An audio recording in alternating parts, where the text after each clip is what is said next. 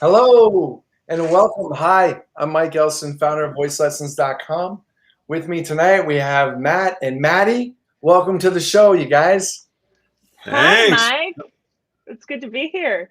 It's great to have you both together on the show. For tonight's show, we've got some great questions. And I tell everybody, come on in. If we don't get to your question, just drop it in the chat, right? Some of the things we talk about tonight may trigger questions for you in the audience, and you might wonder other things that you want us to answer. So just drop those in the chat. And if we don't get to it, we will circle back at the end of the show and pick up any of your chats. So let me jump on into our first question, which is always a good one. How did you first start singing? And this one comes from Harmony. So it's a great question. Either you guys, who wants to take it first? I'll let Maddie go. Okay. It's a great question. I was raised in a house full of music. My mom is a voice teacher, so I had the opportunity to listen to music constantly growing up. She's a musical theater performer and all of that. And she also taught children's choirs and put us into those children's choirs when we were younger. And by us, I mean me and my 3 siblings. And we all did that thing for a really long time. And then some of us really stuck with it and some of us didn't so much. But I think probably the most important aspect of when I really started getting into it, I came of age at the time of Wicked. It was all the rage. It's still pretty much a rage, but I was 13 years old and all I wanted to do was sound like these singers and do everything that they were doing. It definitely hooked me. And I didn't have a voice teacher that would coach me through how to make those sounds really efficiently when I was younger, And so I explored a lot on my own, which was beneficial in some ways because it helped me develop a lot of autonomy over my voice, but really challenging in other ways because I really struggled with like singers who were older than me and more trained than me and had a different entire setup than I did. And it took a long time to figure all of that out. And I still feel like I do every day, but that's been a lot of my journey. That was my journey as a young singer and how I really got into all of this good stuff. That's great. Yeah, myself, it would be Sunday at church, right? So just singing the hymns, that was the thing, getting into church choir and then children's choir and a couple things. And, then in school and then university. So definitely, I would say, probably a lot of people could say that church or religion is where they first, come into contact with singing. Yeah, definitely, for sure. Yeah, absolutely. Yeah. I have no idea why I got started. I just did, like all when I was a kid. And there was no singing with all the guitars. Yeah, no real singing in my family, and no church on Sundays when I was a kid. So I just always, I guess, sang around the house. And then I was playing guitar in a band in middle school, and we couldn't find a singer. And I was like, I'll do it. And it was terrible. It was off key. It was horrible. And, I have the yearbook to prove it, where everybody wrote in there, "Don't sing ever again." That was terrible. And that's the worst thing you can tell me, is not try to do something. So if you do, I'm going to try to do it anyway. And so that started off a passion of taking my tone deaf voice that flipped to falsetto almost immediately and trying to figure out how to make it work. And 3 degrees later, that's what I get to do all day, every day. So it's a lot of fun. There you go. Cool. All right. Well, we can definitely help you guys. Let's jump into the next question. Again, if you just joined, drop your questions in. We'll try and get to the chat as we go. So this next question comes in from Abraham, and he writes in, "What can I do to improve my tone quality?" I think it's a great question. The first thing that I usually want to address is to make sure that we're on the same page about what you mean by tone quality, because I think it can mean a lot of different things to a lot of different singers. What do you mean by tone, first of all, and then what do you mean by quality as well? I like to put the term tone with the vocal folds specifically. What do you guys like to do? Yeah, I mean, I think we talk about it being a combination of the folds, and then the vocal tract. Because if you're not getting vibrations from the vocal folds, you have nothing to give any quality to. Right. So that's usually where little buzz, I like to right? start anyway. Yes. Yeah. Sorry, Mike. I didn't mean to cut you off. No, that's okay. We haven't had all three of us here together, so we're still figuring out the tempo. So, I was just saying it's about the buzz, right? And getting the chords to have that nice core vibrating sound without extra tension or things preventing the core sound from happening. Yeah, for sure. So what can we do to improve that quality? It's going to be about figuring out, for me, what I usually do is to explore with my singers a spectrum of what I like to call pressy sounds to breathy sounds and everything in between, in order to help you develop where you feel like you're most comfortable and find the most efficient spot of your voice that's usually right in the middle of pressy to breathy. I like to call it buzzy or clear or flow phonation. Things like that are common terms that you'll hear in the industry as well. Got it. So what's an exercise you would use to get someone to do a press sound? Usually I'll start them with a super glottalized onset. Usually set you into motion. So like an up, up, up with that stopped P at the end of it as well. We'll usually bring those vocal folds really firmly together for us and help you explore what that pressiness might feel like.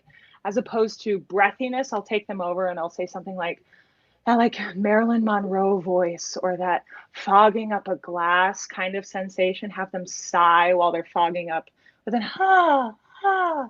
And I take them to the extreme, like the side that they never feel like they would ever use in a performance ever, so that you know where your 1 is and where your 10 is in regards to your pressy to breathy spectrum.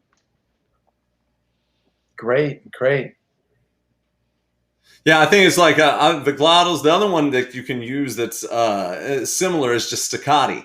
So finding that same, just even on a vowel, e, e, e, e, e, or hey, oh, ooh.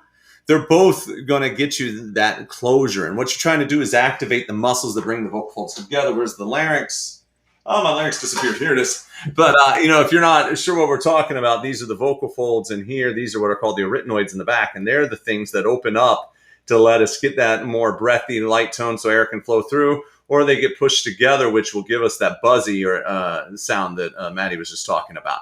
And what you're trying to do with those staccati or those glottal attacks is strengthen up the muscle in the back, which is the arytenoid muscle, and the lateral cricoarytenoid muscle over here. And you're trying to get those, because those are the muscles that help bring the vocal folds together. You're trying to awaken your brain's connection to them, to coordinate that muscular activity so it becomes second nature. If you've grown up and gone through life just talking breathy, that your body's not used to that.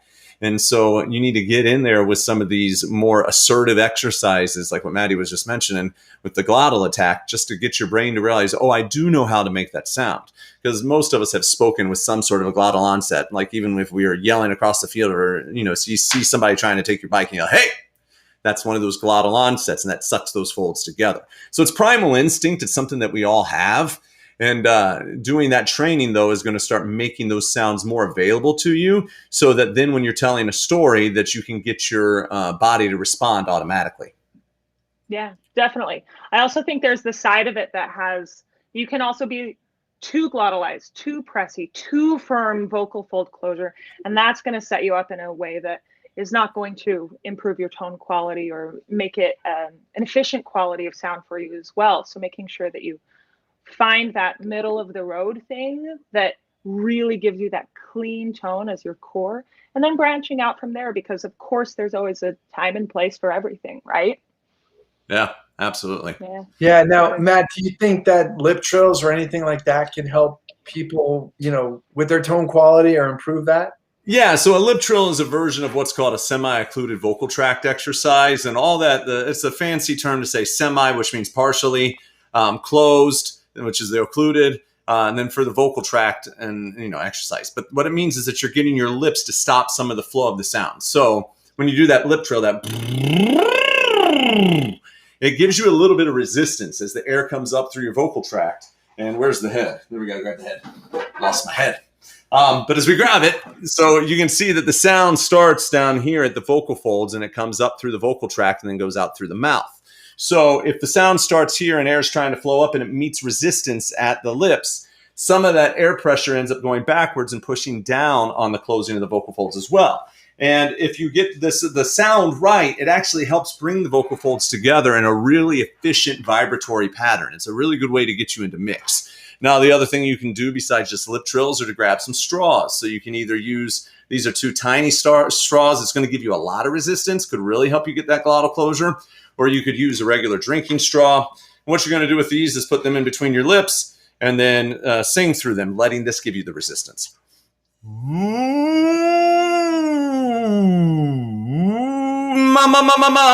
Then we'll get that nice closure and we can open it up into whatever vowel quality you want from there.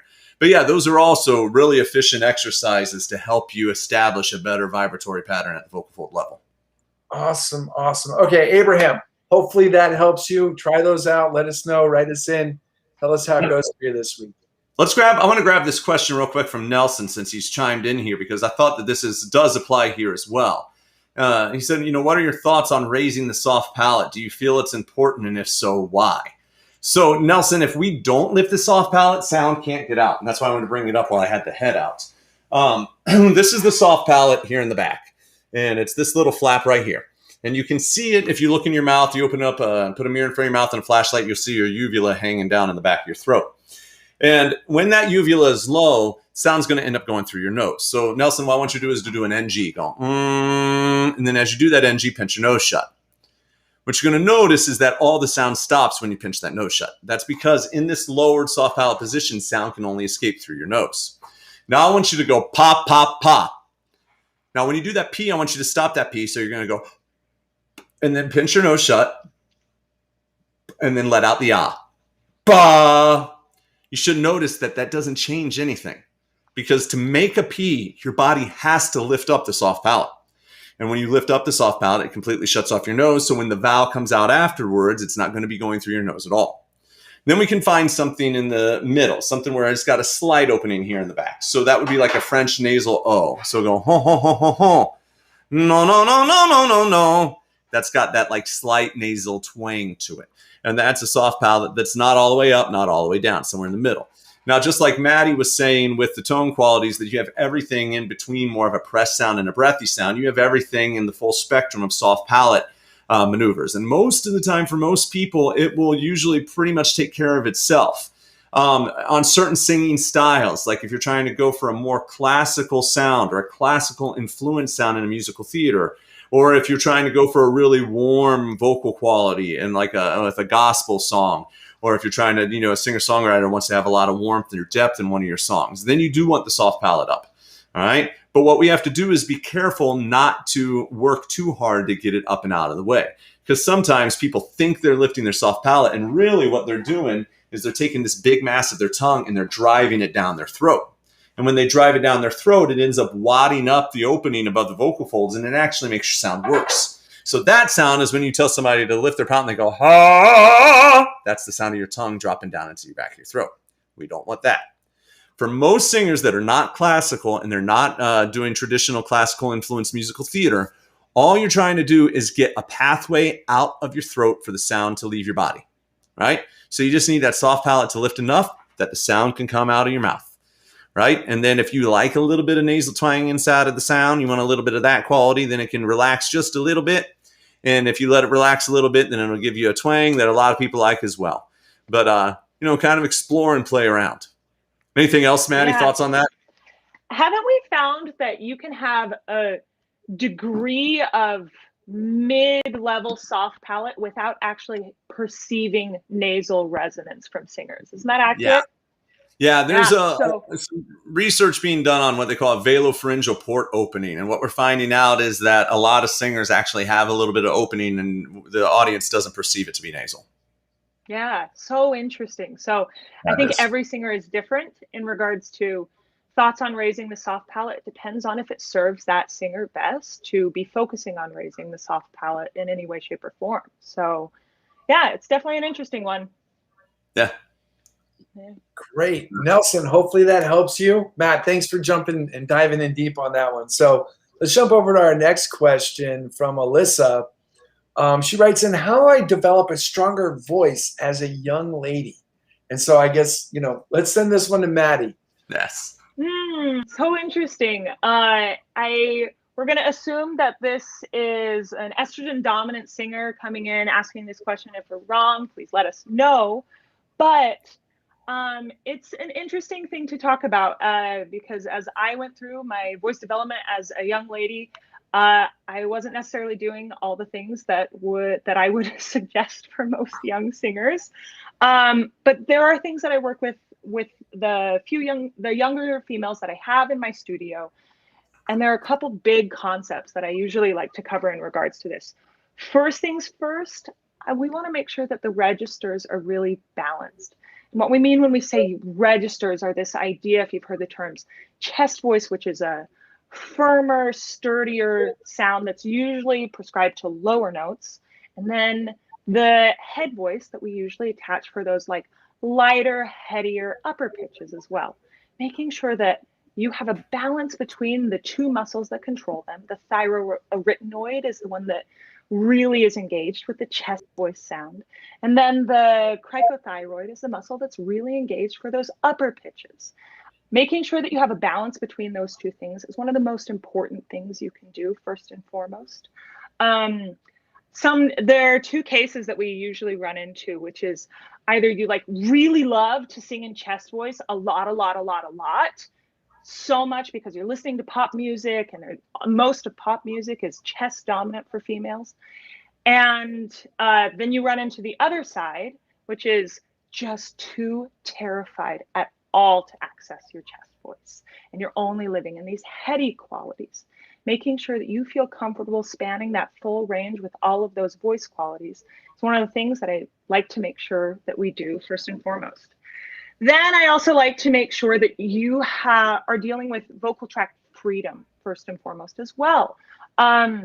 Vocal tract freedom meaning that we're not buying anything with any jaw tension or tension from the extrinsic musculature of the larynx or the constrictor muscles or tongue tension, and working through any potential problems that you might have one piece at a time to make sure that you're set up with good habits from a young age. Will make your life so much easier as you get older. One of the other big things I think we need to cover is singing within your range. I don't know if that's covered as much, or if I know it wasn't as much of a part of my upbringing because I was obsessed with high notes. I wanted all the high notes in the world, and no one really found the way to tell me that, or found the way to get it into my brain is probably the better thing to say, that singing within your range is going to help you avoid bringing in excess tension into your voice. Your voice is still young, it's still developing, it's not designed to be in the crazy extremes yet.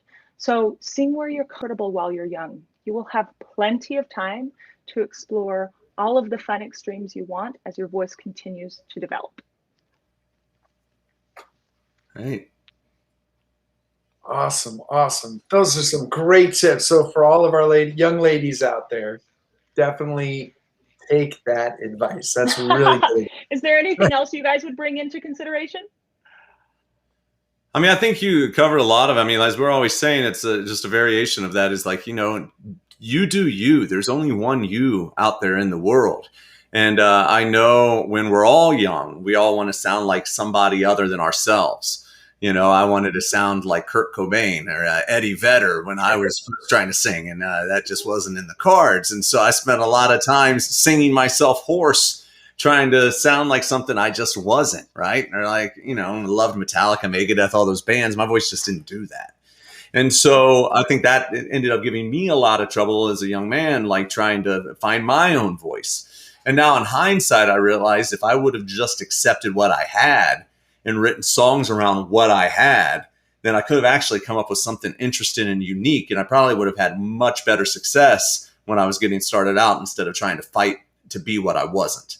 And I think that that's really hard when you're young, and there's even something, I just read an article that was saying it was like, I think it was 42-ish is the age when you stop caring what anybody thinks. It was like 42 to 47 is the age where you don't care anymore what anybody thinks and you just do you. So that's a long way away for a teenager. That's 30 years away. So, don't wait 30 years to not care. I think that the thing that you care about is, does my voice communicate what I want it to communicate? Is this complementing the story I'm trying to tell? Right. And then staying true to who you are and finding your 1%. See, I think that everybody's worried about pleasing everyone in the audience. But if you realize that there's 350 million people in this country, and if you just got 1% of those people to like you, you'd have more fans than you even know what to do with. Right? It's 3.5 million people. So you don't have to please 99% of the people that you sing for. You only need to please the 1%. Right? And so if you keep doing it enough and putting yourself out there enough and getting out into enough venues, you will start to amass a large pile of 1%ers who will follow you around, and you'll be in great shape. Yeah, so good. Awesome. Great advice, both of you guys. That's great. So you know what, guys? Just do you. Take care of your voice. Keep your voice. It's like the most precious thing you have. You don't get another one. So definitely want to take care of it. Don't damage it. And I mean, especially, I think it's important. You just mentioned something as well, is that if you do damage your voice before the age of 18, this is especially true with estrogen dominant singers, you're more at risk for a vocal injury for the rest of your life. Right. And that's unless the research on this has changed. The research used to say that, you wanted to avoid trying to have any problems before you started getting over that hump. And so it's real important not to shove it too hard and end up causing a problem that you're going to have to deal with moving forward. Definitely. Absolutely. Okay, so jumping into our next question, Sharita, she writes in, how can you carry your voice to be a better, outstanding, gorgeous voice? Oh, I love the way she phrased that. It's beautiful. Yeah. I love this question because it's clearly so emotionally driven. It's challenging for voice teachers on a discussion platform to figure out what you mean specifically. That's our work right now, is to figure out what you mean by better, more outstanding, and gorgeous. Because an example is that they're all subjective terms. One of my favorite sounds in the world is a yodel. I love a yodel so much. I will put it into almost anything, even unnecessarily so. And in traditional classical training, their work is to smooth out those breaks. For those of you who don't know what a yodel is, the yodel is that abrupt adjustment from chest voice to head voice where we hear the crack of the vocal folds. I love it. I live for it. In traditional classical training and a lot of certain styles of musical theater training, our work is to smooth out those breaks and hide them as much as possible and avoid a crack at all costs. So they probably wouldn't call one of my favorite sounds outstanding or gorgeous. So I think to hop off of what Matt was just saying, the first thing you want to do is figure out exactly what you mean when you say outstanding and gorgeous. Because once you figure that out, you'll want to find an evidence-based voice teacher who will support your goals and help you develop the coordination to make those sounds in the most efficient way possible for you, in a way that serves you in the story you're trying to tell, Yeah, I agree. I think that, part of this as well is just getting to explore all the different sounds your voice can make. And because through exploration, we often stumble upon something that's interesting to us, right? So trying to take a little phrase that you're singing and try to add more warmth by like bringing your lips into a narrower closing or narrower opening. So, amazing grace, and then try opening your mouth wide. Amazing grace. You'll get two different tone qualities out of that. Try to feel like when we had answered Nelson's question earlier about like the pa pa pa place. So we want to get the palate up, pa pa pa pa pa, versus that NG place. And then try to put some pa in it. Amazing grace. And try to put some NG in it. Amazing grace. That'll give you some different variations. Then try to play around with the spectrum sounds that Maddie talked about earlier, from breathy to pressed. What does it sound like when you let it be really flowy? Amazing grace. Or if it's really pressed, amazing grace. You can put little releases on it. So we can put that little compressed at the end of it. You can put some yodels in there like Maddie was just talking about. You could put fry into it. Amazing grace. We can play around with sustaining out the vowels and making them pure. Amazing grace. Or we can let the vowels live so that they're constantly morphing. Amazing grace. Each one of those things is going to change up the way that song is delivered. And so, also just use some of those ideas to go explore. And one of the best things you can do is go over to YouTube and do a search for isolated vocal track. And what you're going to find is there's all these people that have more time in their hands than I have, who are able to sit down with their computer and isolate only the vocal out of some of your favorite songs. And when they do that, you get to hear that voice in all of its glory, right? You'll sometimes hear little artifacts of the recording, and you'll notice they sound like little electronic blips, kind of like when your MP3 jumps down to a lower streaming quality instead of the higher one, and you hear it's kind of digitized. It's the same kind of thing. But it's a great way to start hearing what some of these sounds are, to continue to explore what helps you tell the stories you want to tell. Yeah, that's so great. Yeah. I mean, I think, guys, great answers on both those. It's such a personal thing, and some of these terms that we're using to describe it. But I think, as long as you're able to communicate what that song means to you, and it can cause someone else to feel that feeling, and you can have that experience, then that's what you need to be creating. So, yeah. And obviously then, a balanced voice, a curiosity to always keep exercising your instrument. You want to keep it in tip-top, peak performance. So do your exercise routine. If you don't even have one, then work with a coach or start to take that challenge up.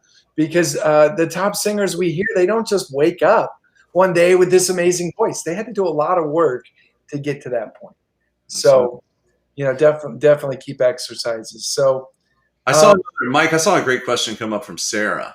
Yeah. Love to have Maddie chime in on this too. She said, if I've been practicing glissandos on a darker vowel with a straw, great, we've talked about that before, but I'm still not getting a smooth run consistently without a dramatic break, and asking for tips on that. And so, do you want me to jump in on that first, Matt, or you got some ideas? Oh, I've had to spend a lot of time figuring out a million different ways to describe how to get through this break to my students.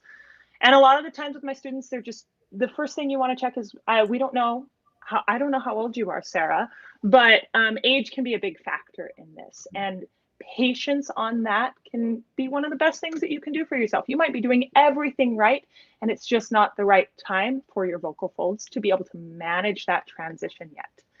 The other thing, though, and let's say you are in the right age range, in the right development range, I have found that being able to, as you're moving through this, back away from the break in regards to the volume level, this will usually help you through the break.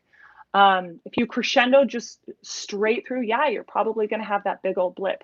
But I like the term ironing or massaging or pulling back right around that moment that you feel yourself that you're going to crack.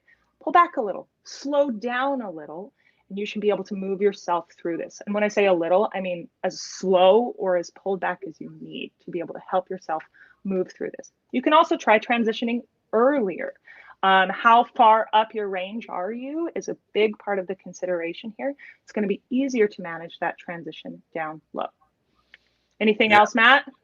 Sarah chimed in. She said she's 29. So Sarah, you're at an age where, your voice is fully developed. So, we can't be playing with this. One of the things I would say is to make sure that you're warming up first in both your head range and your chest range. So getting that nice, that quality coming into your voice, as well as the qualities. So that way you're priming your body as you warm up to have both qualities available to you. Then what I would say is we want to start maybe even teaching your voice how to massage out that break on just a single pitch. Because as Maddie's just said, she said you want to start like lightening up a little bit as you go through that break. So if you don't already know how to lighten up on a single pitch, that's going to probably be hard for you to do when you're going across this wide range.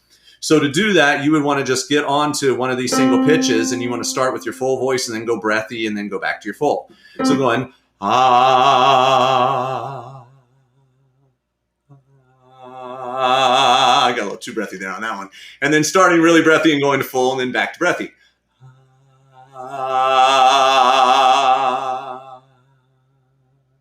Maddie, can you show her the female version of it? Yeah. What pitch you want? Where are you? You're at the C. This is going to be your louder side.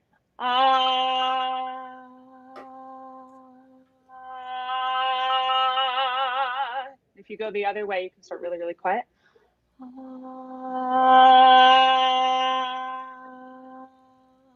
Being able to move through all of that on that single pitch first, that's exactly right. It's going to help you develop the coordination to then be able to carry it across some pitches and across the big breaking points in the voice as well. Yeah, absolutely. And so when you're doing that, Sarah, what you're trying to do is coordinate all those muscles inside your larynx that we were looking at earlier. Where did I put my larynx? I keep misplacing everybody. There we go. Here's the larynx.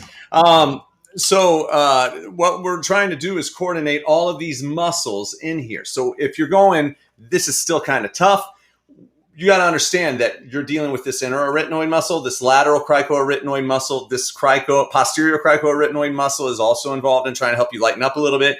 This guy here is helping you change or maintain the pitch, and it's pulling against the one that runs through your vocal folds. So you're trying to coordinate 5 muscles on that exercise. So even though it seems simple, it's actually quite complex at the larynx level. Now, ideally, Sarah, you want to try to maintain the vowel quality as much as possible. So one of the things you can do to really make sure you're isolating the vocal folds is to stabilize your jaw.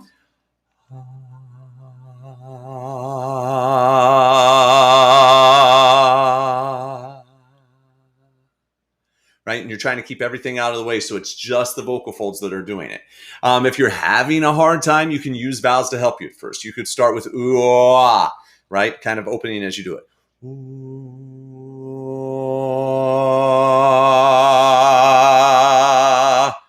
But that's starting to bring some resonance into the mix as well, some resonance changes, and they kind of do impact the vocal fold changes as well. So if we really want to isolate out the vocal folds, I would start with just one steady vowel. Then start trying to thin out as you go up. So for me, that's going to be doing it like here. I'm going to start off in that chesty thing and try to thin out just on that 5th.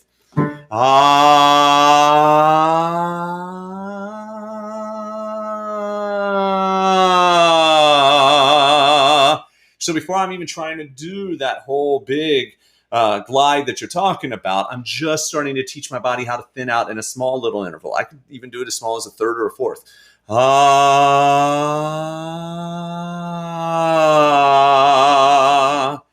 Because that is starting to teach your body that as you elongate those vocal folds, you can thin out. So that then when I go for the big glide, I have a strategy based on what Maddie had just said. I know that my break is going to be around this E and F.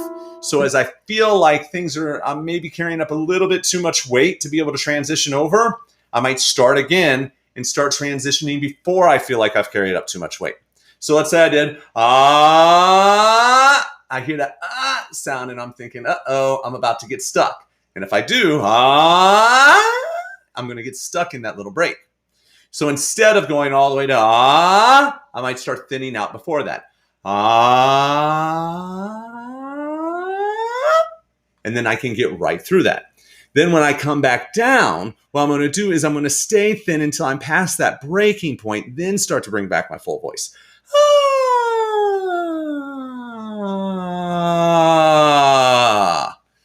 And then that way we can get it to, change over. So if you're doing this and you're wanting to get immediate results, it's probably not going to happen. You might get lucky and you might be one of those people who does get it to kick in immediately. But remember, it's a motor skill. And most motor skills take 6 to 8 weeks for our body to just start getting comfortable in what's called the cognitive phase, the phase where you really start to understand what it is that you're trying to do. So I think that if you continue to slow that down a little bit with those steps, it should help you along the way. Maddie, anything else to add to that?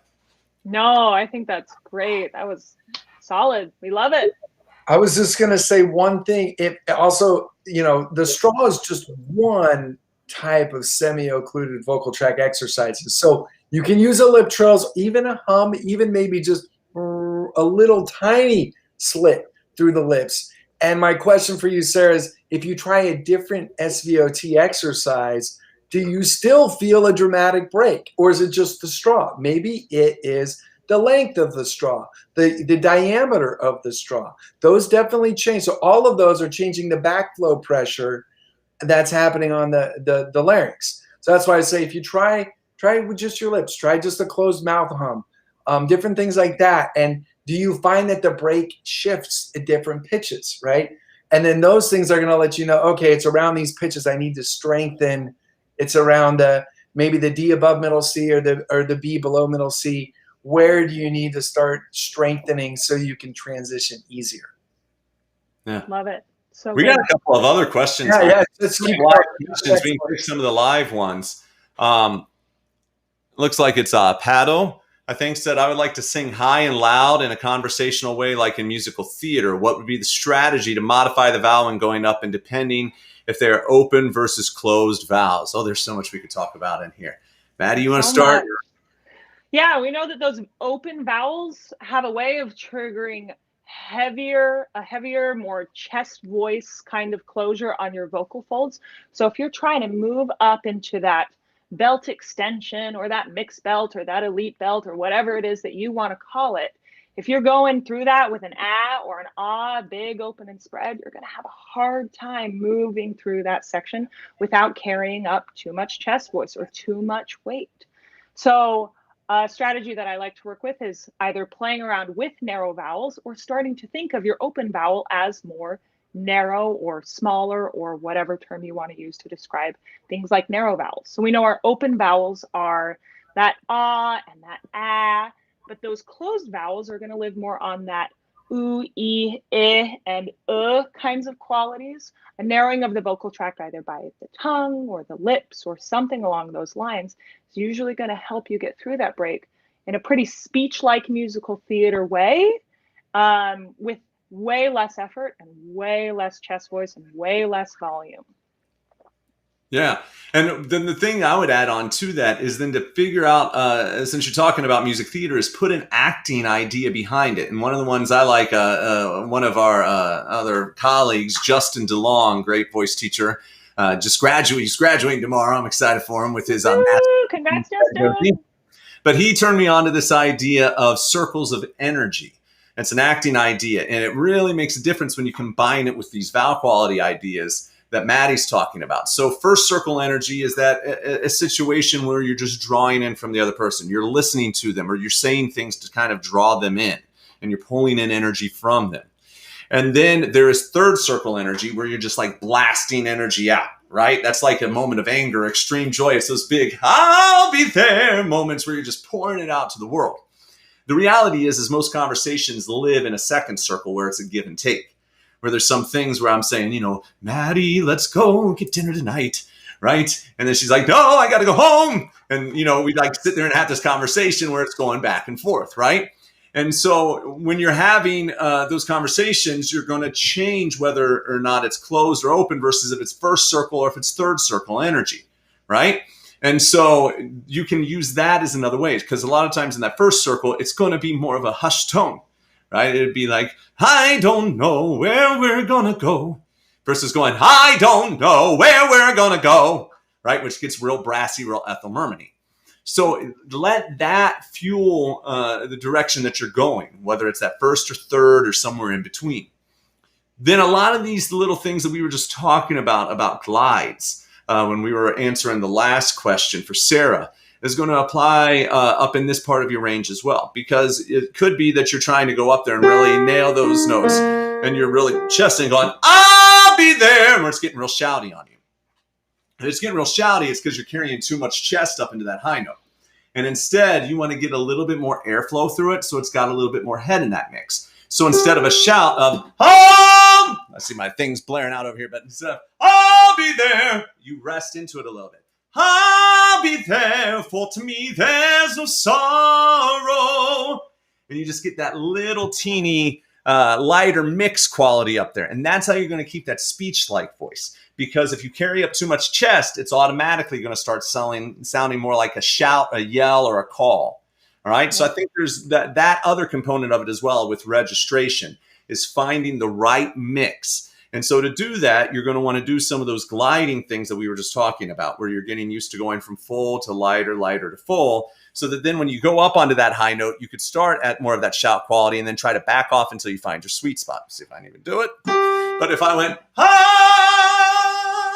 be there, for to me there's no sorrow, I could find where I want that to live. And then, start to sing from that place immediately instead of having to fade to get into it, right? And I mean, I'm going up into that upper range where I think you're talking about. I'm a baritone, and that's a high G. So, I mean, it's going to have a heavier quality in my voice. If you're more of, a lighter voice quality or different voice quality, it's going to have a different amount of buzz to it, a different timbre to it. But it's the same basic principles. You got to let a little bit more airflow out. You got to play around with those vowels like Maddie was talking about, and then think about the circle of energy in which this conversation is happening. And it should start to help you make sense of things. If it's first circle, you're trying to pull somebody in, it's usually going to be more of a closed vowel situation. If it's a third circle energy, a high energy emotional state of being with anger, excitement, joy, elation, it might go more towards that open vowel. But as Maddie said, as soon as you do go more open vowel, just be aware that it's going to try to go a little bit more chest dominant on you. Yeah.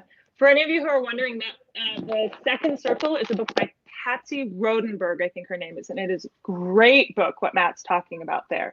Yeah. I imagine you probably also do Meisner exercises with your students. Most of the students at the school that I teach for happen to be trained in Meisner acting technique. And a lot of that is about repeating the same phrase. There's this exercise, the Meisner repeat. It's about repeating the same phrase over and over and over again, but a bunch of different ways. Trusting your impulses is one of the most important things that you can do. This works really great on a vocal exercise because usually we're dealing with repeated phrases over and over and over again. You can play around with a bunch of different things in there as well, trusting your instincts, leaning on things like the second circle or whatever energy you want to start to bring into it.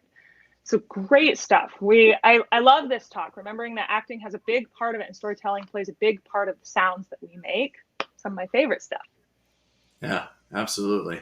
Great. Matt, on this one, I was just going to say regarding the vowel, like the general thinking on vowel modification is that the vowel should be allowed to just modify. You don't necessarily want to go up there and think, I'm going to do this particular shape to a vowel. Totally. Right? But vowels definitely modify just because of the acoustics that's happening with the pitch and the resonance strategy. So when I read this, like thinking about high and loud, there's definitely vowels that you do have to keep a little bit, as you guys both mentioned, you're going to have more chest. It's going to be more open, right? Because if you close down or you close certain vowels too early, you can essentially cut the top of your voice off. Yeah. So you have to keep certain vowels, the brighter vowels, a little more open, a little bit higher. So depending on your voice type, and I don't want to name pitches or anything, but this is where when you are working with a coach, you are going to learn in your voice, oh, my voice always turns on an F sharp, on an A vowel. And it does that because there's a certain acoustic principles that happen. It's just a science at that level. So I don't know, Pato, what particular phrase or vowel you're saying, but yes, there is a strategy, if you will. It's acoustics. Yeah. Acoustics is causing that vowel shape to have to change so you can get the higher pitches. And if you try to prevent that, or if you try to force it in different places, you're going to change the science, the equation that's allowing that vowel to happen, right? So generally, we want to keep them open to a certain point, and then there's the vowel modification that we allow. That's the part where you get through the passage, or that part where you have the break, and that's the interesting thing. So I generally teach that we want to keep it open to about E flat, right? And then depending on the vowel and the type of singer, you're going to have to let that process happen, right? Where you get the right amount of closure or turning of the vowel so you can make it through. Yeah, absolutely.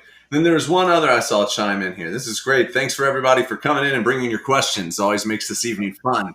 And Jordan's got this question. He says, if we are required to sing some pieces in a tessitura that is a little higher than what is comfortable for us, what can we do to minimize vocal fatigue? And I have so many thoughts on this. Maddie, you want to jump in on this?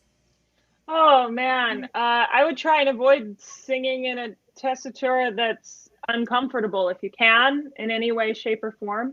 We know that the danger zone for the voice is too high, too loud, too long, and you never want to combine those qualities ever. You want to try and avoid any one of those qualities as much as possible. So I'm all about changing keys. That's where I am. I'm all about changing keys if you can. I think we're in an industry now where the key changes are more appropriate and more acceptable, and not even more acceptable, but highly encouraged, that you can play around with the variations. Sorry, there's a car outside my window. I don't know if you guys can hear that, but oh, good. I'm glad. So yeah, I would play around with changing keys. If you have to, minimizing vocal fatigue, it's going to take away from your decibel minutes.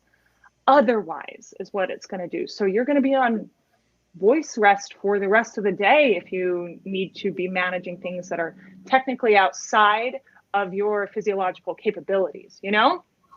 Yeah, absolutely. Yeah. And Jordan, I mean, I'm guessing you're in choir or group class or something where we can't change keys. You know what? What? Jordan is joining the program next year. Jordan is coming into the master's program at Shenandoah. Oh, really? Awesome. Yes, we know Jordan. Hi, Jordan.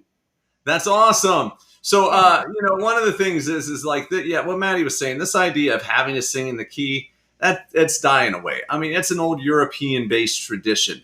And, it all starts, it goes back into the early 20th century, but when they were really trying to force a music education system built off of German ideals about voice culture, which was trying to elevate the lower class to sound more upper class through singing things right. And so that's where we got the right vowels, the right vocal tone, the right key, and trying to make everything very homogenized. And that's just not the world we live in anymore. So anytime that you can change the key, change the key. That's ideal. Now, when you're in a situation where you can't, let's say you're in a choir or you're in some other thing where you're stuck, what I would say is go back to what Maddie mentioned, that golden rule of singing, which is never sing anything that's too high, too loud for too long. So the things that we can control in this situation are not the range. It's already too high. Can't really fix that. Too long, you can fix. So what I would do is try to make sure that you're not practicing this longer than you can. So when it says, you said it's a little higher. Well, if it's a little higher, what I want you to do is think of this as also being a stamina project, right? You might be able to hit those notes once or twice, but you might find that by the third and fourth time or fifth time and sixth time, it's starting to get tight. When you can avoid it, don't try to sing it the fourth, fifth, and sixth time. What I would do is practice it until you start to feel like it's tiring out on you, and then stop. Because as soon as you start practicing beyond that point where it tires out a little bit, the voice is going to start to fatigue, things are going to start to get tight on you, and you're going to start memorizing bad habits that you do not want to sustain. So instead, what we want to do is try to live in that one space where it's comfortable, and then stop when it becomes uncomfortable. Now, the next thing that you're going to want to try to do is fix the not too loud portion of it. And usually in a tessitura that's too high for you, what we're talking about, if it's too loud, is carrying up too much chest register trying to hit those high notes to get a certain sound. So if I have to sing that, like the little phrase I just sang a minute ago, that I'll be there, that's really out of my range. I just like to pretend I'm a tenor. And so if I had to try to sing that all the time, I would have to find that more backed off place that I was starting to do. I can't go into it real heroic on, I'll be there, over and over again. It'll fatigue me out. So instead, I want to get a lot of flow, that quality to it. And so one of the things, the strategies I can do is practice it in falsetto first, or head register first, to train my body to start letting air release. Going, I'll be there, I'll be there. And as I do it in head register, I'll be able to tell if my vowels are even doing what I want them to do. Because a lot of times when you're in chest, your larynx pushes up, it starts to shut down your vocal tract, and then you don't even make the right vowel quality. So by stripping away that upward pressure, you can start to then find release. I'll be there, I'll be there. Then when you add your full voice in, try to maintain those vowels. I'll be there. Then add a little more voice. I'll be there. I'll be there. Until you find the mix that you're looking for. But starting in that lightened place is going to prevent the too loud part. Okay? So we can't fix the too high part. So we're going to have to just set that to the side unless you can convince somebody to let's change the key. Like Maddie said, nobody cares. The only time we care is if it's an iconic song where it's expected that you have those notes. So Maria from West Side Story in the musical theater world. If you're going to come in and sing Maria, you probably better be in the right key, because otherwise they're going to be like, well, why are you singing Maria? It's all about the high B flat, right? If you're going to try to sing Mariah Carey with those high whistle tones, you have to be in a certain range to get those whistle tones. And if you get too low, those whistle tones don't whistle anymore, right? So that's going to be kind of a problem. But like, let's say, like I love Louis Capaldi, Someone You Loved. I take it down by like a major third because in his key, doesn't work in my voice. I put it down though in like this B flat key, fits me perfectly, right? There's no reason not to move that song. It's not bothering anybody, right? I could also take like, any Adele song and maybe shift it by a half step or a whole step as long as it maintains the character of the song. And if it doesn't maintain the character of the song, then I can just shift it into a whole other key and rework the entire song and make a cover version of it that's uniquely mine with my voice where I can sing it. Because that's kind of the hot thing today, right? It's taking a song and reworking it in a way that works best for you. So, consider that as well. Then otherwise, you're going to minimize your practice time so you're not going beyond the fatiguing point, because every time you go beyond the fatiguing point, you're just training your body to sing with tension and sing with fatigue. And then you're going to also do that little bit of an exercise I was showing you to try to bring in some head register, to find freedom in your vowels, find freedom in your diction, and then start to slowly increase the sound back until you find the mix that you can deal with in that part of your voice for this particular song. And I look forward to seeing you on campus in the fall. So excited. Awesome. So excited for him. Jordan, I hope that helps you. Great breakdown, guys. That's great stuff. And Pedro, yes, thank you. We love answering these questions, especially live. So thanks for joining. And if anyone else out there, if you haven't asked your question, better get it in soon because we're about to wrap up here. Stephanie, thank you. Yes. Hi, Stephanie. We love Stephanie. That. And so awesome. Let's jump in. I think we got time for at least one more. This one comes in from Divine. What is the best tip in singing high notes effortlessly?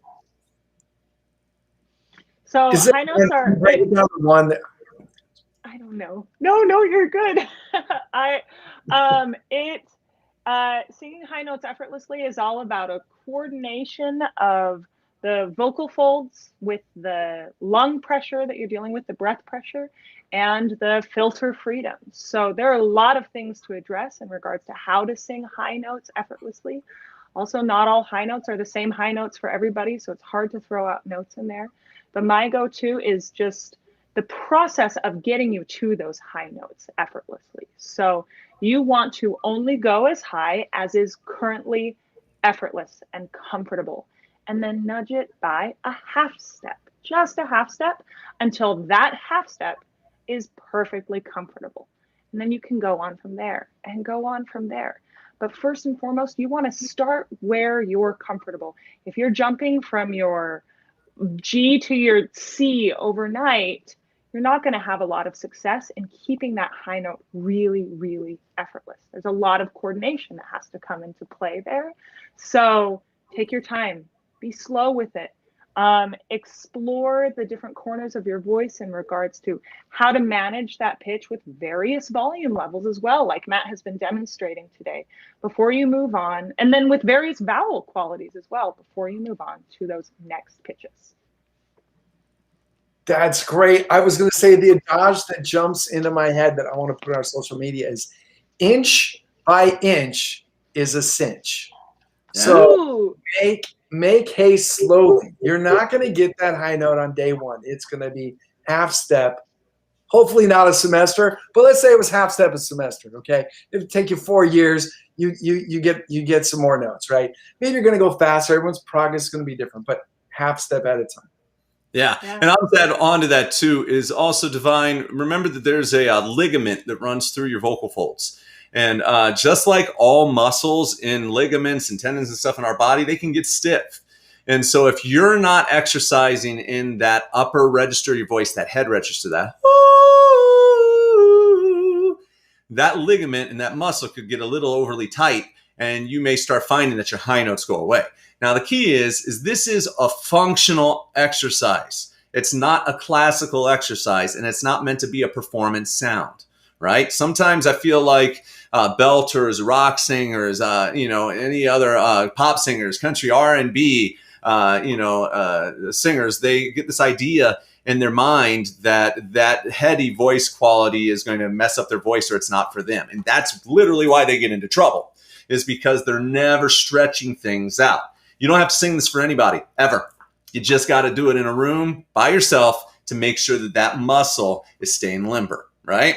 And so you can just sustain pitches. Doesn't matter if it sounds good. It just matters if you do it. You can do those descending, and I do them slow. If at first, because you haven't used this part of your voice in a while, you might need to go the opposite way. Just doing glides up there.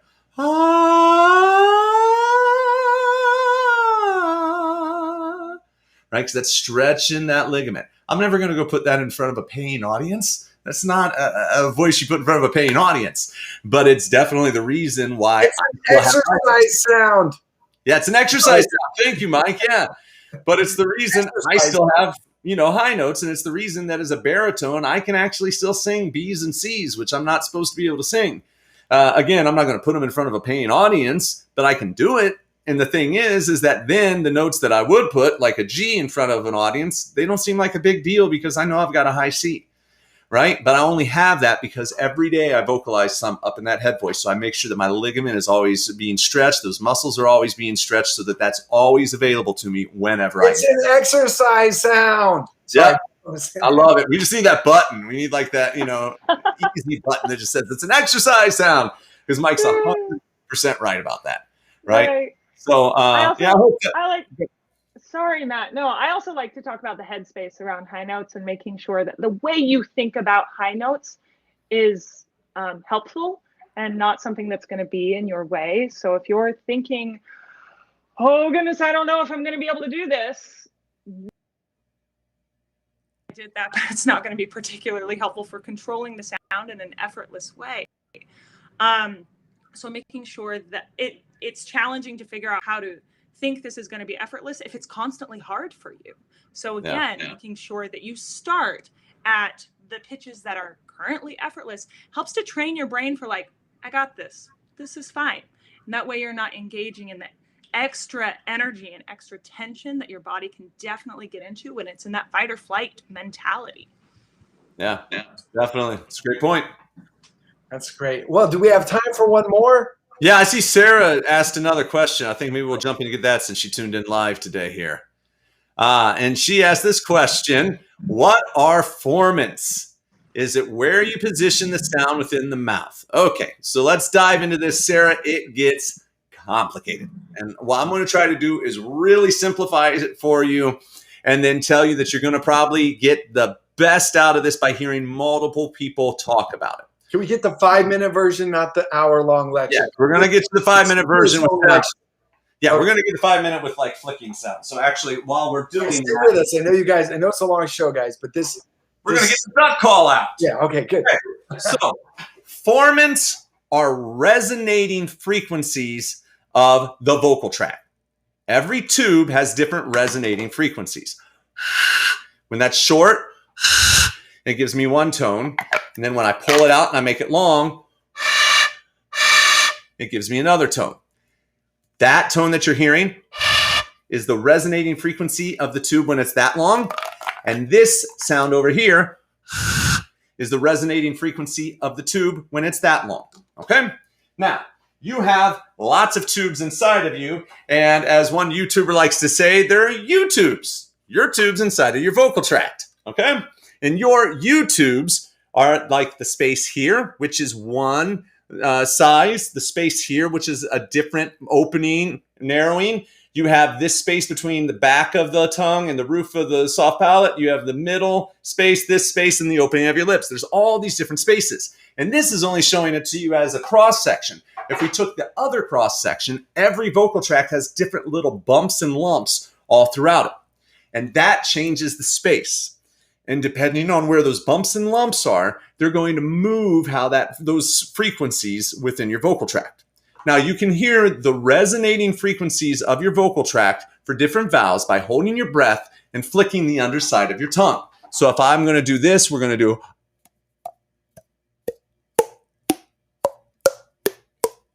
Bring the mic up.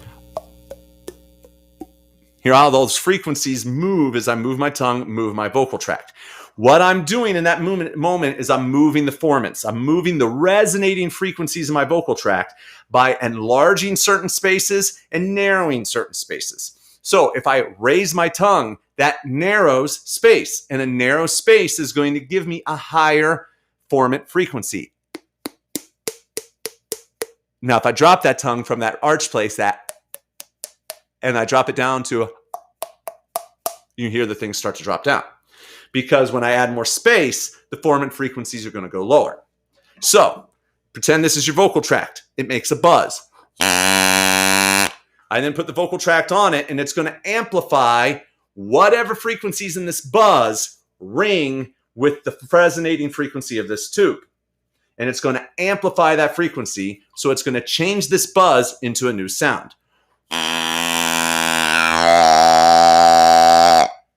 That's what happens when we get the vibratory mechanism, the vocal folds, sending frequencies, the buzz, into a tube of a specific length or shape. Now, if I start to change that shape, I'm going to change the frequencies and it'll start to talk.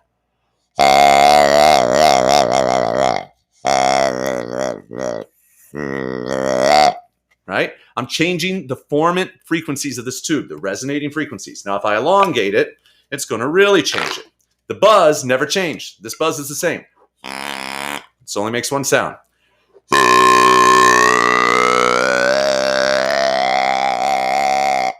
I just changed the formants. By changing the shape of the tube, I changed the resonating frequencies of the tube, and you heard the pitch start to change coming out of the duct hall, even though the vibrating mechanism never changed. So how does this work with the voice? We have space behind the hump of our tongue, all the space right here, and we have space in front of the hump of the tongue. The changes in the back are primarily responsible for shifts in timbre, and the shifts in the front are primarily responsible for changes in vowel quality. So if I have a narrow back, ma, narrow spaces make bright sounds. If I drop my larynx, elevate my soft palate, it'll get dark. Ma. That's because I enlarged the back room, which lowered all those formants and gave me a warmer sound. The lower I depress my larynx, then the darker and warmer it gets because I lower all those formants. Ah. Then if I start to move my lips and close them up, I can change the vowel from an ah to an o to an oo. Ah. Because when I change things in the front of the vocal tract, I change that second formant. And it takes 1 and 2, the movements of 1 and 2, to give us vowels in timbre. Okay? So that's the crash course. I would say, Sarah, if the main takeaway is a formant is a resonating frequency of the vocal tract. And when you send vibrations from the vocal folds through that, it will amplify and attenuate, which means cut, different frequencies based off of the vocal tract shape. And then you will get an output on the other side that we will interpret as a vowel with timbre. Okay? And at the most basic level, for most singers, that's enough. Now, if you're a classical singer, an opera singer, then there's some really important things you can learn about formants tuning that can be really useful. But if you're not a classical singer, it's fascinating, it's fun, but most of the time it's not going to drastically change a lot of what you do. You can, instead of worrying about what to call each one of those formants, just start experimenting with the way that the different parts of the vocal tract move. You'll be moving those formants by doing that, and it will give you different timbres, different shades of each vowel, and then through experimentation, you can find the one that you like. When you're an opera singer, there are certain things that are known ideas that we do, like when we go up to a high note, we don't want to go ma, sad. It gets a little too bright. Instead, we cover, which is a formant tuning strategy where we go, where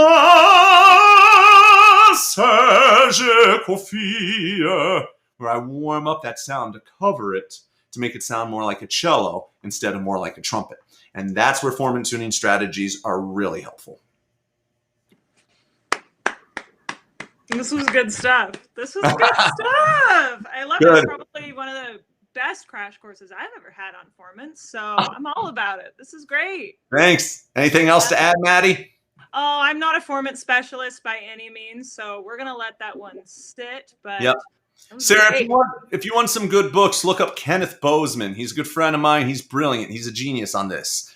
And his books are, to me, some of the best that are out there. There's other people that have come before him that laid the groundwork, of which we wouldn't even have his stuff. Don Miller, another genius who put a lot of this together. Johann Sundberg, Ingo Tietze. But Ken Bozeman, I feel like, has done a great job as creating an entry-level book to help you get started with these concepts. And then after you get started with his concepts, you can start moving into some of those other giants in the voice science community. And I think for a lot of people, it tends to make a little bit more sense.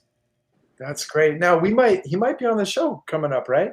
We should. We could get him. Yeah. I'd love to have Ken on here to talk acoustics. That'd be great. So it sounds like that's a topic people want to know more about. So maybe we could do a deep dive. So I think that's about it, guys. We're over on time. And thanks everyone for your questions. Thanks for tuning in. Do you guys have any closing thoughts? No, I agree. This was an epic episode. This is great. This was lots of fun. I always love having Maddie on. So thank you, Maddie, for taking time to join us. Brilliant teacher and great colleague. I'm excited always to hear your insight on all of this. So the name of the book is, I can't remember. Kinesthetic Voice Pedagogy is one. Practical Vocal Acoustics, I'm pretty sure, is the other one. But his last name is Bozeman. And if you jump over to Amazon, you can find the title of the book, and then you can, order it from the retailer of your choice. Yeah, we'll drop the link in for you, Sarah, if you want to know more. And if you like more learning like this, we actually have a course, howthevoiceworks.com. I just put the link up. I'll drop that link in too. It's a great course breakdown with Dr. Edwards. Matt breaks down for 4 hours. More information like this. It basically gives you a complete crash course in how the voice actually functions. So if you want to know more, we'll drop that link in too. And thanks everyone for tuning in. Have a great week. Bye. See you guys. Bye.